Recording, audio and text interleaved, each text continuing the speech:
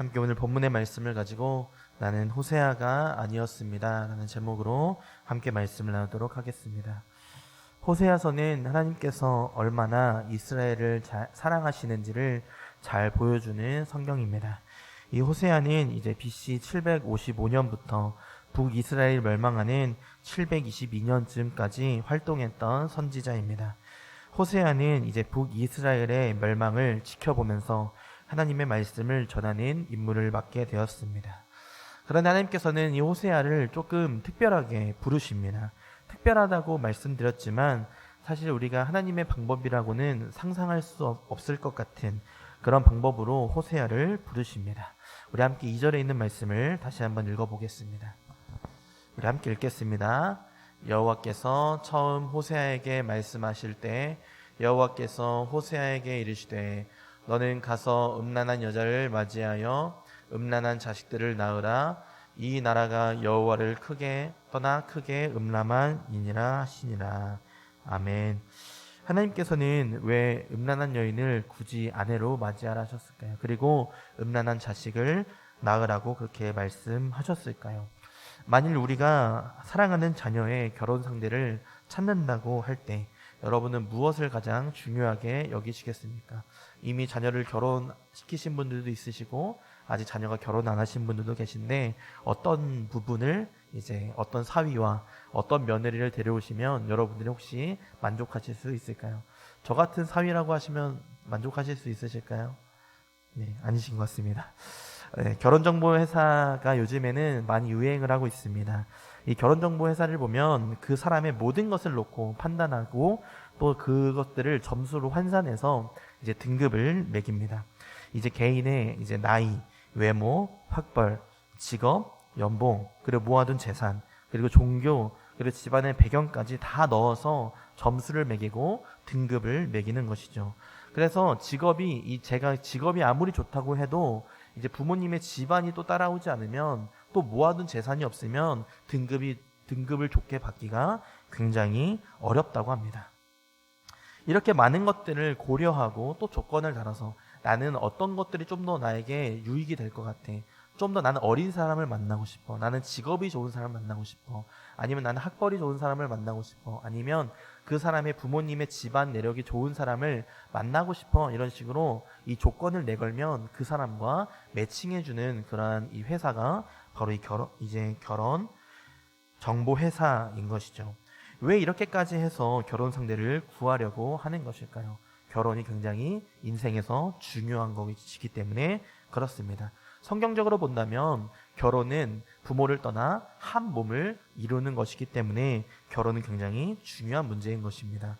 나와 맞는 사람을 만나고 싶죠. 생활 패턴이 맞고 대화가 잘 통하고 집안끼리 차이가 많이 없는 사람, 그런 사람과 결혼하고자 합니다. 왜냐하면 시행착오를 줄이고 싶은 것이 사람의 마음이고 또 실패하고 싶지 않기 때문인 것이죠. 저희 청년 중에서도 열심히 배우자 기도를 하는 한 청년이 있습니다.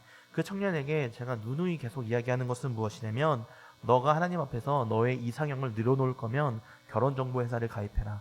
그렇지 말고 하나님께서 정말로 너를 위해 준비하시는 배필을 만나기를 하나님 앞에 요구해라. 하나님 앞에 기도해라. 그렇게 이야기를 하고는 합니다. 여러분은 어떠신가요? 결혼 생활에 충분히 만족하면서 살아가고 계신가요? 아니면 나니까 당신과 살아주는 거야 라는 것을 이야기하며 살아가시나요? 고르고 골라 결혼하고 상대를 만나도 결혼 생활을 잘 한다는 것은 사실 쉽지가 않습니다. 그런데 왜 하나님께서는 호세아에게 좋은 사람을 만나도 쉽지 않은 이 결혼 생활을 음란한 여인과 함께 하라고 말씀하시고 계시는 것일까요? 결론부터 말씀드리자면 우리가 2절에서 읽었던 것처럼 하나님은 호세아가 하나님의 마음을 온전히 알기를 원하셨기 때문인 것입니다. 그래서 호세아에게 하나님의 마음을 체험할 수 있는 그 자리에 세우신 것이었습니다. 그것을 역으로 말한다면 사랑으로 아무리 보듬고 또 보듬어도 고멜과 같이 음란한 행위를 계속하는 여자와 같은 자, 그 자들이 바로 이스라엘이었고 또 그 저와 같은 자들이 바로 우리 같은 사람들이었다라는 것이죠. 하나님의 뜻대로 살지 못하는 자, 당연히 고멜은 이스라엘이자 우리라는 것입니다. 오늘 이 시간 이 말씀을 함께 나누면서 그럼에도 불구하고 우리를 끝까지 사랑하시는 하나님의 사랑을 누리는 시간이 되기를 간절히 소망합니다. 호세아는 하나님의 명령을 따라 고멜과 결혼하여 3명의 자녀를 낳습니다. 함께 3절로부터 9절 말씀을 읽어보겠습니다. 한 절씩 교독하며 읽겠습니다. 이에 그가 가서 디블라임의 딸 고멜을 맞이하였더니 고멜이 임신하여 아들을 낳으매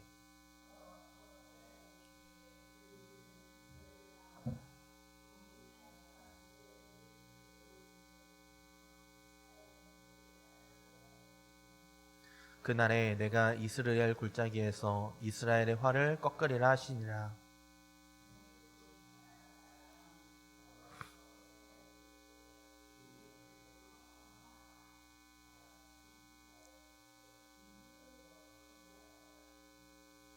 그러나 내가 유다 족속을 긍휼히 여겨 그들의 하나님 여호와로 구원하겠고 활과 칼이나 전쟁이나 말과 마병으로 구원하지 아니하리라 하시니라.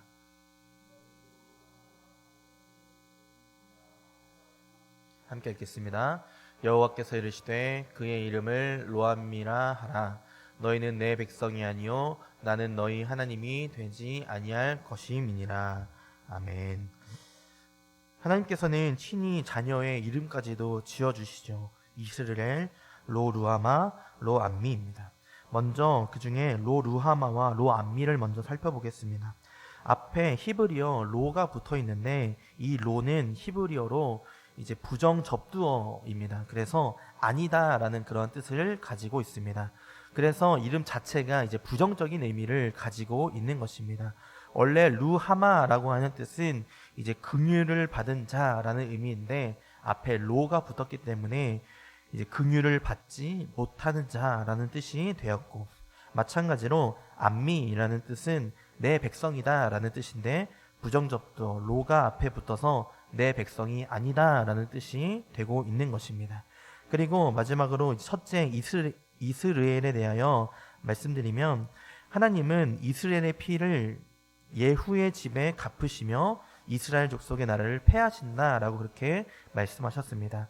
여기서 말하는 이스라엘의 피란 악한 아합 왕조를 패할 때 예후가 이스라엘 왕과 유다 왕을 죽인 곳이 바로 이 이스라엘이라고 하는 이 지역입니다.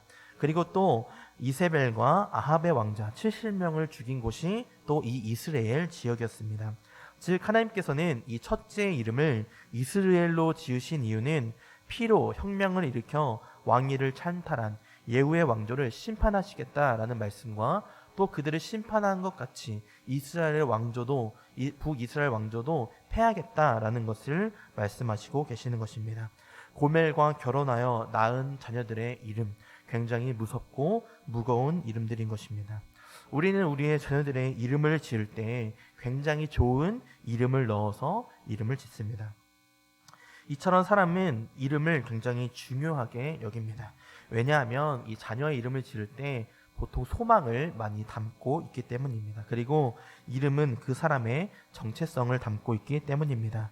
이용철이라고 하는 이 동명이인들은 있을 수 있지만 이용철이라고 하는 저는 사실 세상에 단 한 사람 뿐인 것처럼 말입니다. 아무리 음행한 여인과 결혼했다고 한다 할지라도, 하나님께서 그렇게 이름을 지으라고 말씀하신다고 했다 할지라도 사실 자녀의 이름을 그렇게 짓기라는 쉽지 않은 일인 것입니다. 그러나 우리가 기억해야 하는 것은 그 이름, 즉 그 사람의 정체성을 바꿀 수 있는 분도 하나님이시다라는 것을 우리는 기억해야 되는 것입니다. 하나님의 진의, 하나님의 진정한 목표를 우리 한번 살펴보겠습니다. 함께 호세아서 1장 10절로부터 2장 1절까지 말씀을 읽어보겠습니다. 함께 읽겠습니다. 그러나 이스라엘 자손의 수가 바닷가의 모래같이 되어서 헤아릴 수도 없고 셀 수도 없을 것이며, 전에 그들에게 이르기를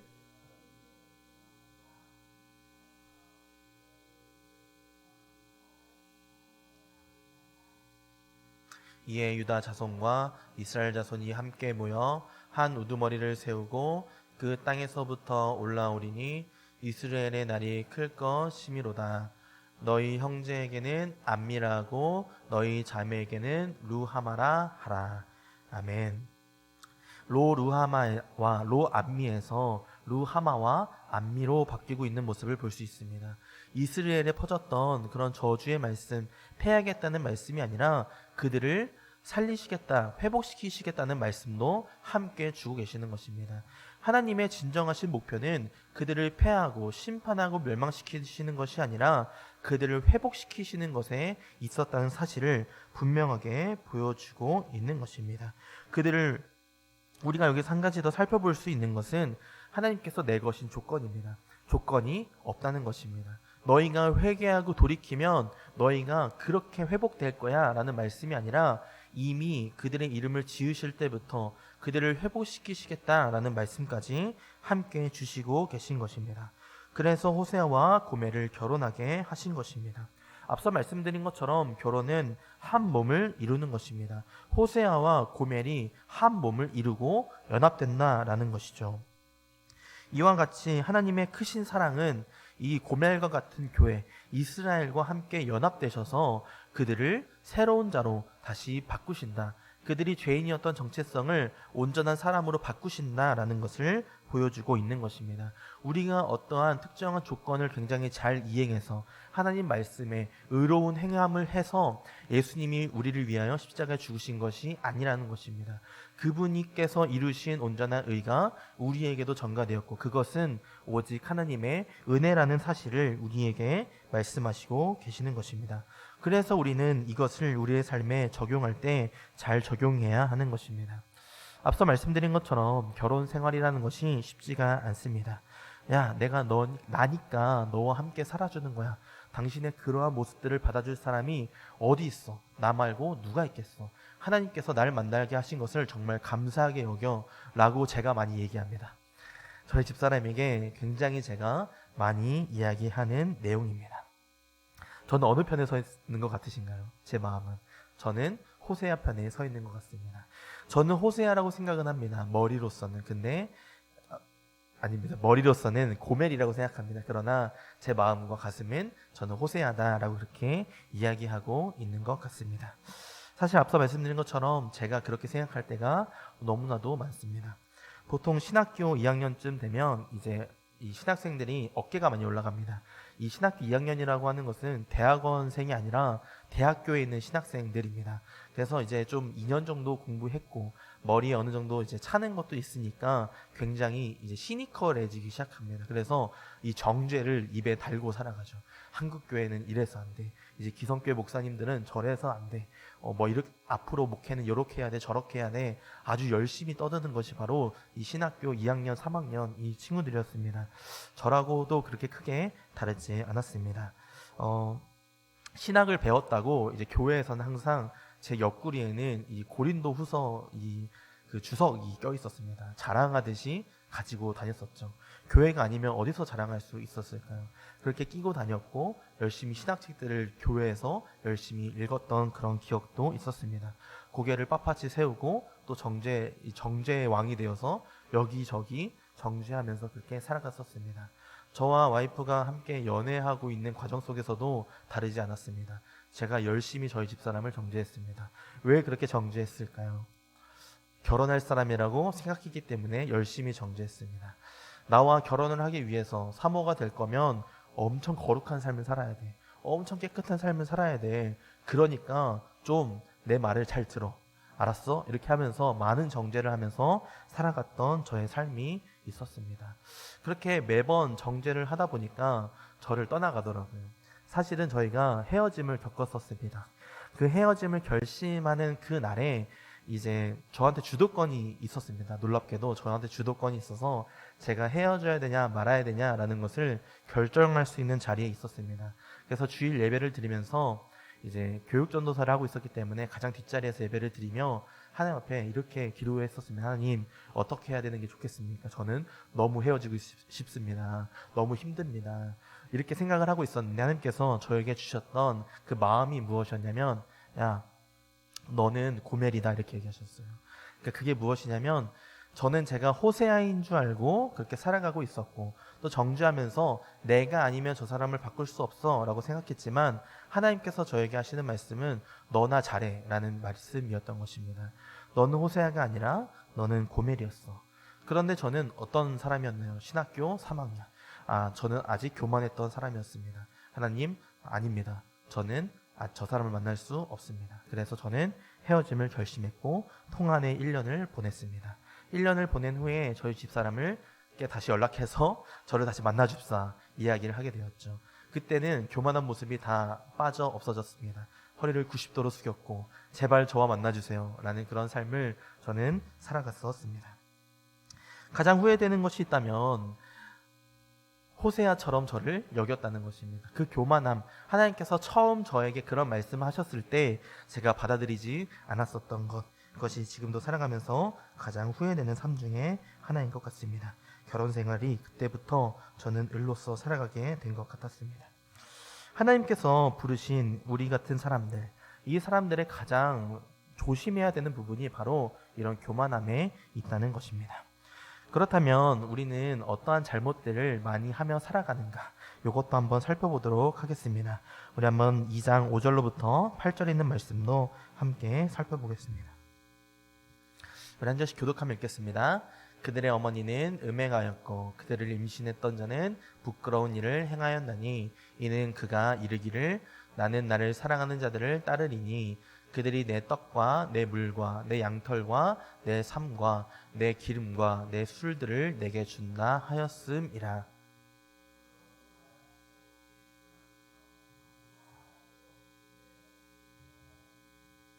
그가 그 사랑하는 자를 따라갈지라도 미치지 못하며 그들을 찾을지라도 만나지 못할 것이라.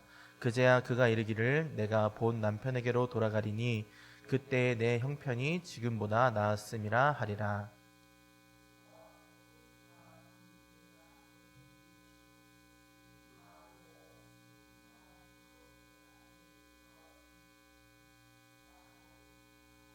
아멘. 하나님의 뜻을 거역하고 우상을 섬기고 자기 나라의 운명을 하나님께 맡기지 않은 것, 이것이 바로 이스라엘의 잘못이었습니다.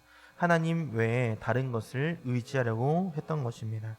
자기 자신을 사랑하는 자를 따르겠다라고 말하지만 진정 우리를 사랑하시는 하나님을 따르지 않았습니다. 누구를 따르겠다고 말하고 있는가요? 나를 사랑하는 자라고 말하지만 내가 사랑하는 자를 따르겠다라고 그렇게 이야기하고 있는 것입니다. 하나님의 사랑을 거부하고 하나님이 주신 것을 엄한 데에 사용하기 시작합니다. 우리가 방금 읽은 8절에서 보았듯이 하나님께서 주신 곡식과 새 포도주, 기름을 바알을 위해서 사용했다라고 말씀하시고 계십니다. 우리는 이러한 모습을 조심하며 살아가야 합니다. 만물의 참된 주인인 하나님께서 주신 것을 우리 마음대로 사용하는 것을 우리는 피해야만 하는 것입니다. 내 소유로 삼아 사용하고 내가 원하는 대로 막 사용하라고 우리에게 주어진 것이 아니란 것입니다. 하나님이 주신 목적이 있는데 내가 내 마음대로 하나님의 자리에 서서 그것을 곡해하고 마음대로 사용하는 것은 안 된다라는 것을 이야기하고 있는 것입니다. 이것은 말씀에게도 적용되는 것입니다. 말씀은 우리에게 은혜로서 주어진 것입니다. 그런데 이 말씀을 나를 돌아보고 나를 드러내는 것으로 그 빛으로 주신 그 하나님을 통해서 우리의 연약함을 드러내는 것으로 사용해야 되는 것이지 이 말씀을 가지고 검처럼 상대방을 해하기 위해서 사용해서는 안 된다라는 것을 우리는 꼭 기억해야 하는 것입니다. 그런데 사람은 남의 잘못을 불을 켜고 찾기 시작하죠. 제가 정죄하며 살아갔던 것처럼 자신이 그래야만 하는 이유와 타당한 뜻을 찾는 것이 바로 사람들의 모습입니다. 그러나 우리가 앞서 읽은 이 이스라엘의 잘못들을 봤을 때 누구의 잘못들이 떠오르시나요? 바로 우리의 연약하고 악한 모습들이 떠올라야만 하는 것입니다. 그런데 이 말씀을 가지고 다른 사람들을 정죄해서는 안 된다라는 것입니다. 우리 한번 마태복음 7장 1절로부터 5절까지 말씀을 함께 읽어보겠습니다. 우리 한 절씩 교독하며 읽겠습니다. 비판을 받지 아니하려거든 비판하지 말라.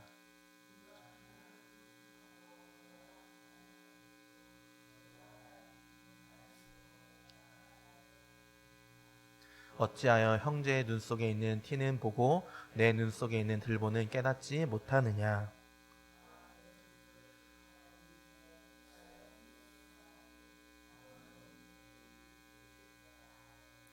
함께 읽겠습니다. 외식하는 자여 먼저 내 눈 속에서 들보를 빼어라. 그 후에야 밝히 보고 형제의 눈 속에서. 아멘. 예수님의 말씀처럼 우리는 남의 눈에 있는 티를 잘 봅니다. 죄의 무게를 달아서 내가 저 사람보다는 낫다라고 판단하며 살아갑니다. 그런데 우리의 눈에는 들보가 들어있다고 말씀하시고 계십니다. 우리 사람은 하나님이 아닙니다. 그래서 야고보서 4장 11절로부터 12절의 말씀을 보면 비방할 수 있는 이유가 우리에게는 없다, 그렇게 말씀하시고 계십니다. 왜냐하면 우리는 율법의 준행자이지 입법자와 재판관이 아니기 때문이다, 그렇게 얘기하고 있습니다. 그래서 야고보는 말하죠. 너는 누구이기에 이웃을 판단하느냐. 우리는 죄인이었던 자들입니다.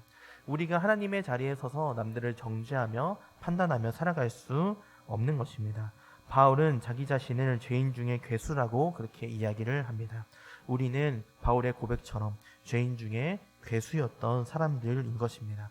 에베소서 2장을 보면 그리스도와 연합이 아니었다면, 그분의 선제적인 은혜가 아니었다면 우리는 이 자리에 있을 수 없다는 것을 분명하게 가르쳐주고 있습니다. 앞서 우리가 살펴본 것처럼 아무리 음란하고 범죄한 사람이라고 한다 할지라도 하나님이 그를 택하시고 그에게 예수 그리스도의 보혈을 베푸시고 또 은혜를 주셨을 때 그 사람은 변화될 수 있다는 것을 보여주고 있는 것입니다. 전적으로 그러한 역할은 하나님의 것이고 하나님의 주권이라는 사실을 우리는 볼 수 있는 것입니다. 우리는 늘 생각하며 살아가야 합니다. 늘 겸손하게 살아가야 합니다. 우리는 하나님이 아닌 하나님의 말씀을 따르는 자들이라는 것을, 우리는 그저 하나님께 속해 있는 자라는 것을, 우리는 그 안에서 순종하며 살아가야 한다는 것을 기억해야 합니다. 우리는 이스라엘이고 로-루함하고 로-암미를 낳을 수밖에 없는 그러한 존재들이라는 것입니다. 그러나 그랬던 우리들을 하나님의 은혜로 완전히 변화시켰다라는 것을 우리는 기억해야 됩니다. 우리는 그리스도 안에 속한 자로, 연합되게 하신 자로, 다시 태어나게 하신 자로 우리는 그렇게 살아가야 한다라는 것입니다. 그렇게 우리는 우리가 누구였는지 절대 잊어서는 안 됩니다. 잊지 않고 날마다 묵상하며 말씀을 우리에게 적용시킬 때 우리는 남들을 정죄하지 않고 지극히 작은 자를 잃지 않고 또 길을 잃지 않고 살아갈 수 있다는 것입니다. 내 삶의 참된 주인이 누구인지를 깨달으며 살아갈 수 있다는 것입니다. 우리 함께 마태복음 18장 12절로부터 14절의 말씀을 읽고 말씀을 맺겠습니다. 우리 함께 읽겠습니다. 너희 생각에는 어떠하냐? 만일 어떤 사람이 양 100마리가 있는데 그 중에 하나가 길을 잃었으면 그 99마리를 산에 두고 가서 길 잃은 양을 찾지 않겠느냐? 진실로 너희에게 이르노니 만일 찾으면 길을 잃지 아니한 99마리보다 이것을 더 기뻐하리라.